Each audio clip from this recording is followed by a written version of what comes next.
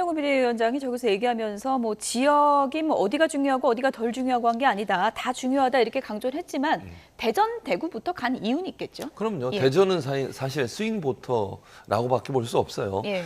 지난번 총선에서는 민주당이 이제 다 압승을 했지만 대선 과정에서는 또 윤석열 대통령의 지지율이 제일 높았던 곳이기도 해요. 예. 그러니까 승리했던 곳이기도 하죠. 그러다 보니까 사실은 대전 지역 같은 경우에는 늘 이슈에 민감했고 양쪽에 어느 쪽에 한쪽의 마음을 계속 주는 지역은 아니에요. 그러니까 대전에 승리했던 곳들이 그리고 지금까지 총선의 결과를 보면 대전 충남 지역에서 승리했던 충청 지역에 승리했던 당이 전국 선거에 승리를 했거든요. 그런 점에서 보면 대전이 충청하고 대전이 중요하죠. 그런 점에서 아마 이제 한동훈 비대위원장 입장에서는 대전을 좀 챙기는 모습을 보이는 것 같고요. 대구 같은 지역은 전통적인 지지세 아닙니까? 거기서 지지를 완전히 결집하지 못하면 그렇지 않아도 지금 이준석 신당 때문에 여러 가지 또 분열되는 거 아니냐 이런 우려들이 나오고 있잖아요. 더 지지층을 결집해야 될 의미가 있었고 그런 필요가 있었기 때문에 대구에 대해서 또 공을 들이는 게 아닌가 이런 생각이 듭니다. 예, 대구를 찾아서는 한동훈 비대위원장이 저의 정치적 출생지 같은 곳이다라고 하는데 정치적 출생지가 무슨 의미입니까? 한동훈 위원장은 정치인이 아니었죠. 예. 불과 얼마 전까지만 하더라도. 정치를 결심했던 그 순간이 있을 텐데 동대구역을 찾아서 그 당시에 많은 시민들이 몰려 한동훈 당시 장관을 굉장히 긍정적으로 찾고 같이 함께했던 모습들을 봤고 그때 이분들을 위해서 내가 정치를 해야겠다라고 하는 결심을 했다는 것 같습니다. 그런 면에서 대구와 기본적인 인연은 없지만 나의 정치를 시작하게 됐던 정치적 출생지를 규정을 하게 된 건데요. 우리가 대구를 보면 보수 지역에 있는 많은 정치인들은 보수의 심장이다 이런 얘기들을 아끼지 않죠. 예. 근데 지난 기간 동안 윤석열 정부 출범하고 나서 보수의 심장이라고 하는 대구 지역의 지지율조차 정권의 긍정평가 또 국민의힘의 지지율이 그렇게 녹록지 않았습니다.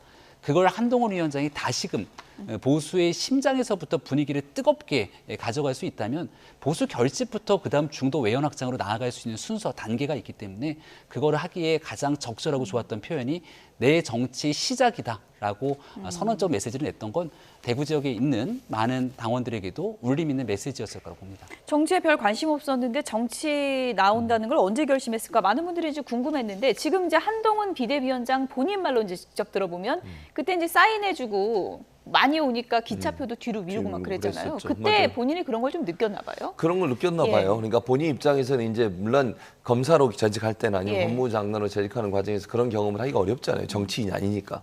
근데 정치인이 아니었는데 정치에 나올 것이 예상되는 상황에서 본인이 대구를 방문했을 때 많은 사람들한테 사진도 찍자 그러고 사인도 해달라고 하니까 이 대중적인 어떤 뭐랄까요? 뭐 인기랄까요? 본인이 느낄 수 있는 그런 부분은 좀 느껴졌던 것 같아요.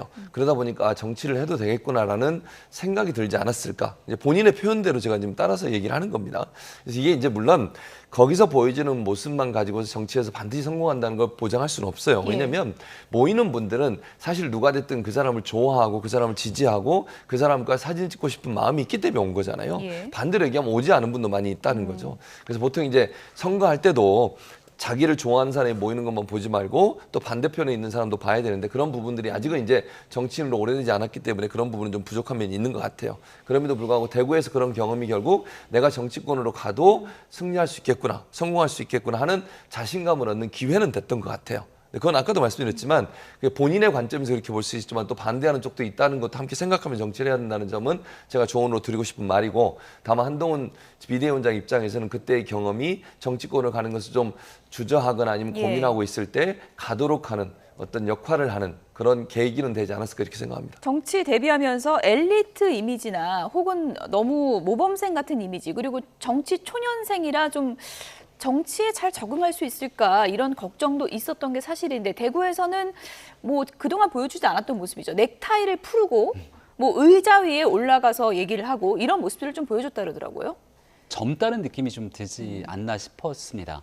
그러니까 기존에 있었던 기성 정치인의 용어 그리고 기성 정치인의 행동과 좀 다른 모습일 거고 그런 한동훈 위원장의 행동에 자리 잡고 있는 기본적인 자신감이 좀 깔려 있다고 보거든요.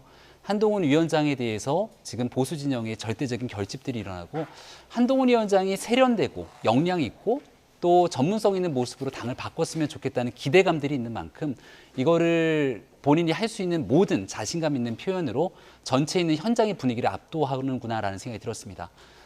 통상 이제 처음 정치를 시작하게 되면 이 정치적인 언어 사용에 다소 익숙치가 않아서 말에 관한 실수로 항상 설화가 있기 마련인데 예. 한동훈 위원장은 현재까지 그런 일들이 아예 없을 뿐더러 오히려 언론에 대한 메시지를 본인이 주도적으로 끌고 가고 있지 않습니까?